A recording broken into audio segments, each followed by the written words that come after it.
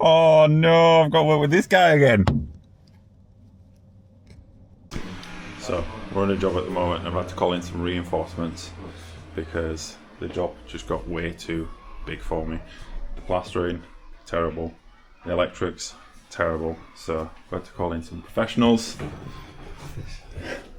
And they've asked me to board it. And now they're not happy with the boarding. Are you?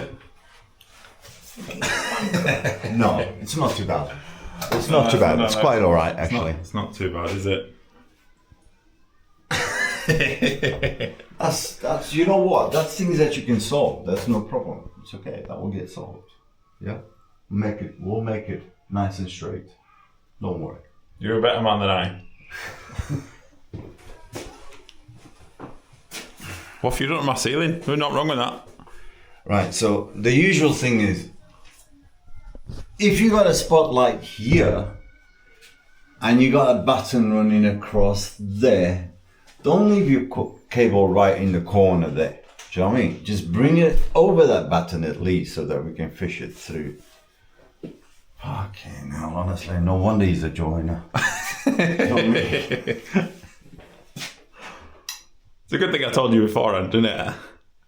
It is a good thing you told me beforehand. Otherwise I would have put a hammer through that. We'll be okay with this one because I told Katie we'll put an extra spot in here.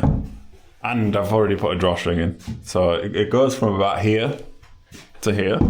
So if we do only put 2 in, we should be okay. Okay. I believe you. Do you? Yeah.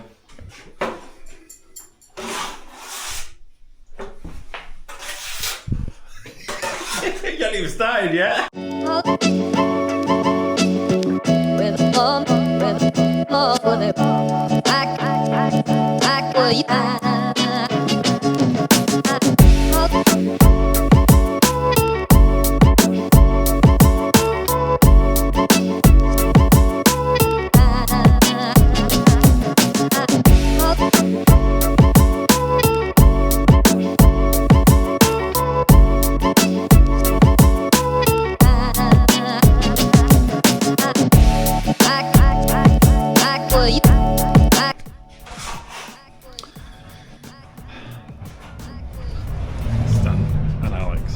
Plastering that roof for me. Now Stan and Alex have really pulled through for me. They've helped me out massively and I can't thank them enough. He's actually doing this out of goodwill, right? He knows that I've massively underpriced this job and I've called him in for some help. And with everything else that he's got going on right now, he has decided to put aside his own jobs and his own life to come and help me out. Which not a lot of people would do. And I've not known Alex that long, but trust me when I say this is a very, very nice guy. There's a lot more to him than what he puts out online. And he's a true friend. Are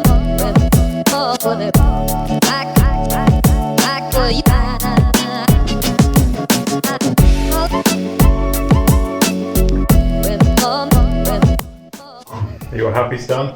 I'm always happy.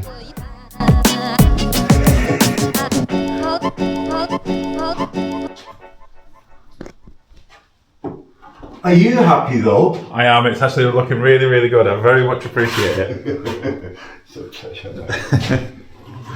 looking good. Getting there.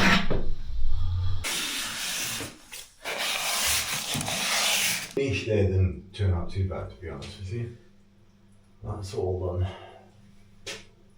That's all done. Whatever you see is going to get covered, so that's going to get paneling on there, and that's going to get paneling, so that's not getting... So, you happy? I'm a very happy man. Spoken to the customers, they're very happy. And that's the most important thing, right? Right then, boys and girls, we are tied up now. Spent ages plastering this. Basically done this all on my own.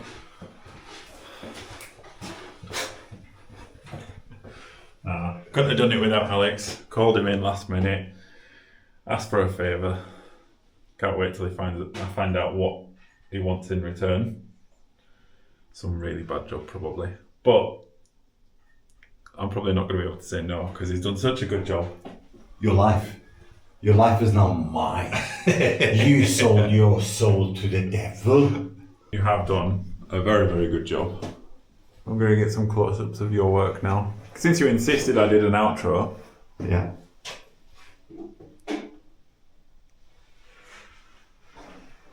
If it's good, then leave me a nice comment. If it's not good and you don't like my plastering, don't leave a comment. Right guys, if you enjoyed the video, make sure you like, share, subscribe, and go and subscribe to this legend right here. Thank you very much.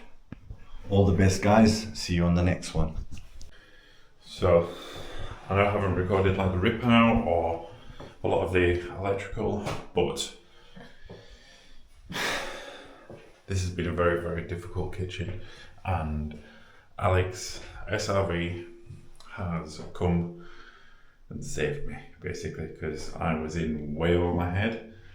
I massively underquoted this job and massively underestimated how much work is involved in such a small kitchen. But we're at a stage now where I've got it under control. Thank you, Alex. Thank you, Stan. And my job now is to clean up this floor. I've already started there. Need to sort this threshold out as well. And then we're going to start fitting the floor. This section here, from there to there, needs grinding. So it's nice and flat. The fridge is going to go there. I might see if I can lower that a little bit, but most of that's going to get hidden. It's not ideal, but again, it's a very old house. A lot of complications, a lot of things that shouldn't really be here, but we're working with it, and it's not going to win. So let's crack on.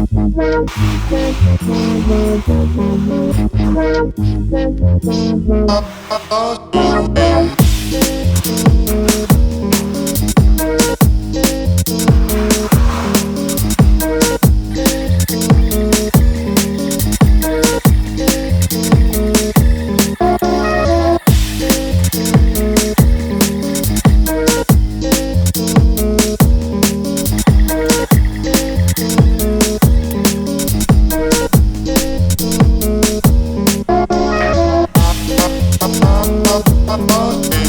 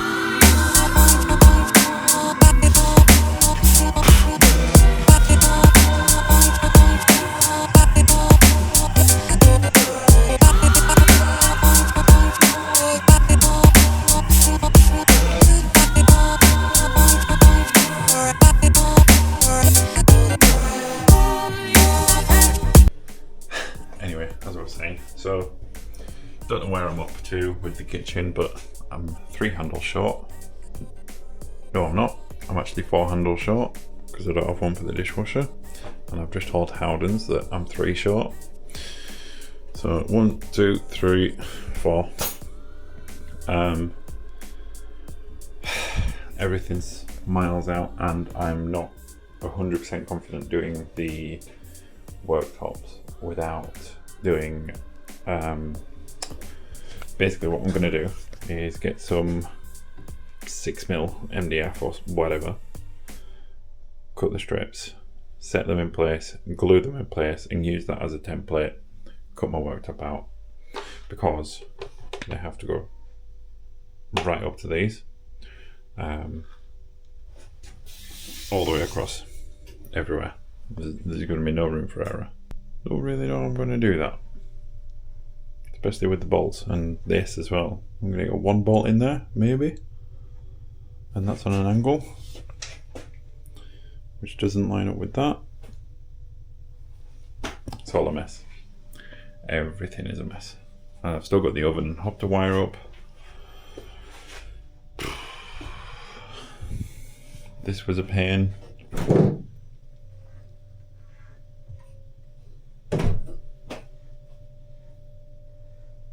But yeah, I'm going home. I might record the worktops tomorrow. Right, so as I've probably already mentioned in this video, this kitchen is so out of square that nothing in this room is square, and if I tried to square it up, these poor customers would probably lose half of their kitchen. So how do I make sure that this is all scribed perfectly when I've got no real reference point other than to come about 20mm off this front edge? I'm going to show you. So the first thing you want to do is get yourself some strips of anything, basically. I've chosen 6mm MDF. I know some other people out there use the floor protection stuff, and then they can scribe it that way, but essentially you just want to make sure you've got some strips of something. And a little bonus tip before I get too far into it: when you've got stuff like this, which is not long enough to span the whole length, what you don't want to do is cut a little strip like this just to fill that gap in, because what happens then is you don't know if this is straight or not. So leave them in full lengths like this, and then when you do place it on there, you can make sure that it's in line there and in line there, and now you know that this is straight all the way along. So once you've got that in place, you want to put this 20mm in front, roughly like so. I'm going to do this properly when I put the camera down, but I'm just showing you for now. Same again along the back. Obviously make sure you 20mm in front from the furthest point away, so 20mm there, and then 20mm here. Okay. Same again along the back. You would put these right up hard against the back. Now if you've got a bend in this wall, which I shouldn't do because I've used these boards, but if you do have a bend in the wall, what you want to do is first put these up against the wall and then glue these two in place, scribe the wall, cut this out, so cut your scribe out, and then come back, place it back in place, and then you've got the template for the back, and then you do the same thing for the sides. So as I said, because I've put these on, I shouldn't have really too much bend in the back, and I'm okay with that. I just need to cut the corner of this off because that's sticking out slightly there, but essentially that would go right up to there and into that corner, and the same on that side. And what I would also suggest you do is you put one along the middle as well, because you may get some flex in these as well. So I'm going to do that now. I don't have a hot glue gun. I am using Mitre Bond. If you've got hot glue gun, you can actually peel it off and reuse these pieces of timber, whereas with this stuff you probably won't be able to. Right, there we go. So now I've got my template. Every single outline here on the most outer edge is what I want to cut out. So I'll transfer this now over to my worktop and we'll get it cut out. Mention before you remove it, make sure you mark up your front edge as well, because if you end up spinning it around, you'll end up with the opposite and you're gonna have a bad day. But by putting it on here, you can actually see just how far out. So this is square up with this edge, and that is probably 25mm out across, I think that's maybe 640, 660. So it's quite a way out. Ideally, I don't want to have to cut one edge, so I might slide it over and see how square this edge is. If I can get away with only cutting one side rather than both, that'll be better. But no, I've just put that on there, and that is overhanging by another 15-20mm. So I am going to have to cut off both edges, unfortunately, and that is why you would create that, because if you didn't do that and you squared off one edge, you'd end up with a massive gap down one side. And of course, don't forget to put a nice new blade in. Whew, and there you go. So that's in perfect.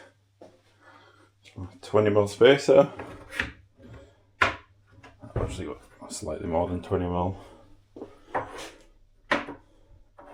but more is better than not enough.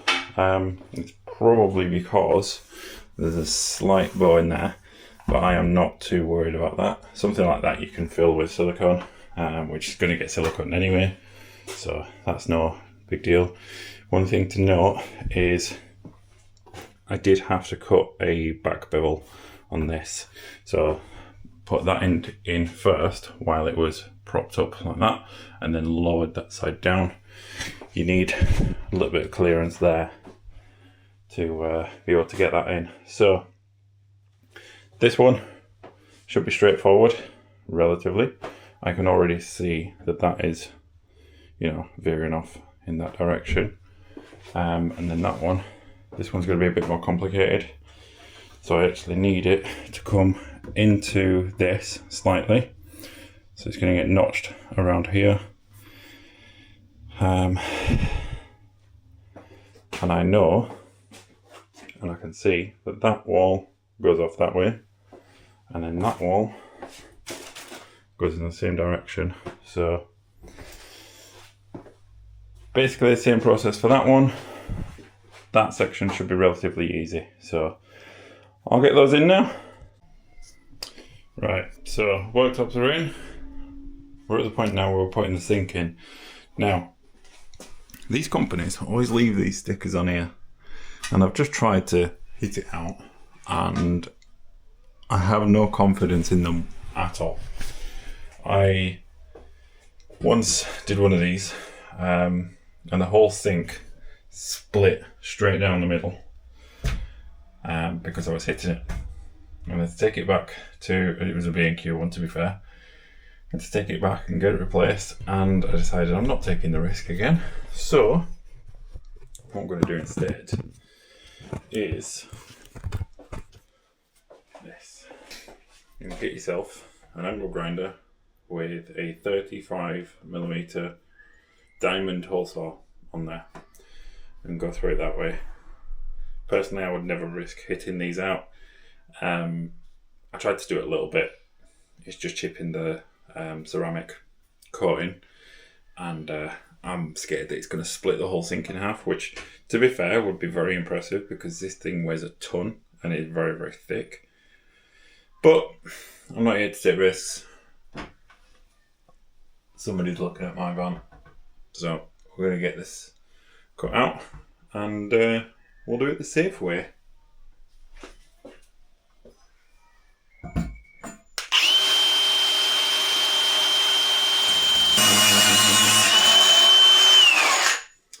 It's as easy as that. The plug has gone skating underneath the kitchen. There you go. A little bit of chipping out, but the shroud will cover that. Much better to do it that way. Well, that's it then. We're finished with this. I think I have definitely achieved the goal the customers wanted for this, which was to raise the ceiling. I don't know if did I record some stuff in the beginning, but long story short, my head would touch the ceiling just by doing that, just by standing almost on my tiptoes. So we've reused the old dishwasher, oven, hob, and new sink, reused the old fridge and freezer. Yeah, it's the first time I've put these appliances in an arrangement like this. Extractor fan put in, that was all new. And ducting, I told the customers it would get left exposed. That window is also not straight. It seems to be going off in that direction, and it's quite noticeable now that it's all panelled out, whereas previously when it was tiled it didn't look that bad. So that's kind of unfortunate. Otherwise, it's turned out pretty well. I think this has actually turned out really, really nice. Customers are over the moon. They're really happy. And as far as I'm aware, it's exactly what they wanted. I'm really happy with this floor. I was worried about how much it veered off up there, because there's a big lump in the floor there which I had to grind down, and then over there was it basically just shoots up, and this floor is probably 50 to 60 mil out of level from that corner to that corner. So all things considered, it's actually turned out really, really well.